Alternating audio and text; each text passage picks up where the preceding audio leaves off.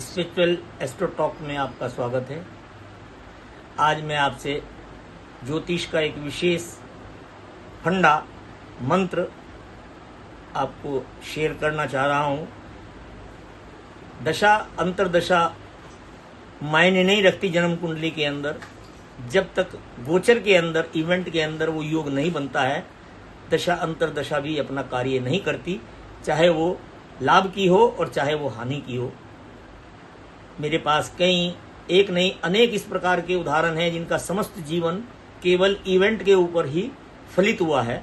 Event के ऊपर ही उनके जीवन में परिवर्तन आया है। इवेंट के साथ ही उनके जीवन की तरक्की का मार्ग खुला है।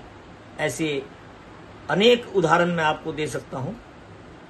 बात है 8 नवंबर 2016 की।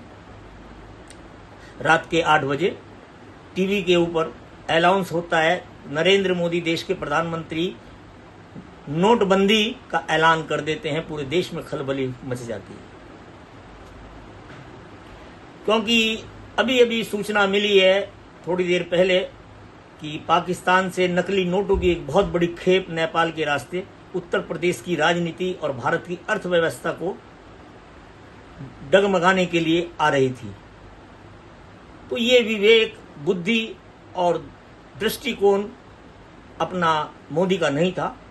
उस तक ये समाचार पहुंचना और उसके द्वारा ये निर्णय ले लेना, ये था ग्रहों का कमाल। उस दिन उस समय पर मोदी की जन्म कुंडली के सूर्य और बुध केतु, जो कि उनके पूरे जीवन की ढाल है, पूरे जीवन का स्टेप है, वो योग बन चुका था। मंगल और चंद्रमा, लग्नेश और भाग्येश की युति, ये उनकी जन्म की ये योग भी बन चुका था।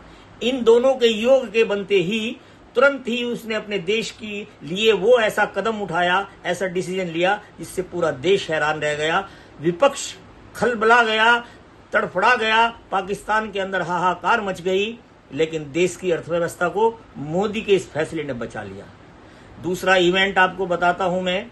31 अगस्त 2025 चाइना का सम्मेलन में मोदी के एक तरफ चाइना और दूसरी तरफ रशिया, दोनों देश की महान विश्व की शक्तियां मोदी के आजू बाजू, और नंबर 1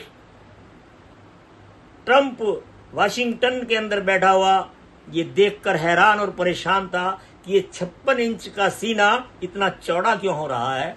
ये कमाल था उन ग्रहों का। उस दिन भी सूर्य बुध केतु की युति और मंगल चंद्रमा का योग बन चुका था। एक नहीं, मैं इस प्रकार के अनेक उदाहरण दे सकता हूं। 2002, 2007, 2012, 2014 और 2019 और 2024 के बाद 2029 में वही योग हैं जो मोदी को निरंतर प्रगति के पथ पर ले जा रहे हैं। मोदी ही नहीं, ऐसे और भी अनेक नेता हैं जिनका पूरा जीवन इवेंट के क्लिक के ऊपर चला।